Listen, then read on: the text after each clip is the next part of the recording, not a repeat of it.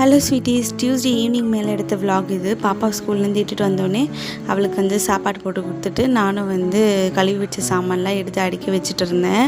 இன்னியோட வந்து எனக்கு வந்து 9ஆவது மாதம் ஸ்டார்ட் ஆகிடுச்சு. இத்தனை நாள் நாட்கள் எண்ணிருந்தேன், இன்னும் 2-4 மாதம் 5 மாதம் இருக்கா அப்படின்ட்டு.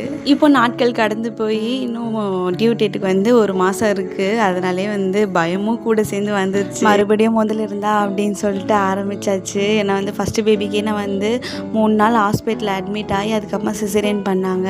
இந்த வாட்டி வந்து நார்மல் வந்து சான்ஸ் இருக்குதுன்னு சொல்லி சிஸ்டர்ஸ்லாம் சொன்னாங்க. இந்த வாட்டி நல்லா வலி வந்ததுக்கப்புறம் தான் ஹாஸ்பிட்டலுக்கே போகணுன்னு ஒரு குறிக்கோளோடு இருக்கேன். கடவுளோட பிளெஸிங்கில் வந்து நார்மல் டெலிவரி ஆகணும்னு பிரார்த்தனை பண்ணிகிட்டு இருக்கேன். எதுவுமே நம்ம கையில் இல்லை, எல்லாம் வந்து கடல் கையில் தான் இருக்குது. போன வாரம் செவ்வாய்க்கிழமை வந்து மழை வந்ததுனால கோயிலுக்கு கேன்சல் ஆகிடுச்சு. அன்னையில் இருந்தாலும் கண்டிப்பாக போய் ஆகணும்னு சொல்லிட்டு என் சிஸ்டரை டேரெக்டாக கோயில்கிட்டே வர சொல்லிவிட்டு நானும் என் சிஸ்டர்ஸ் வந்து சாமி கும்பிட்டுட்டு கொஞ்ச நேரம் வந்து உக்காந்துட்டு வீட்டுக்கு வந்தோடனே 8 to 9 செவ்வாய் உரையில் விளக்கேற்றிட்டேன். பாய்.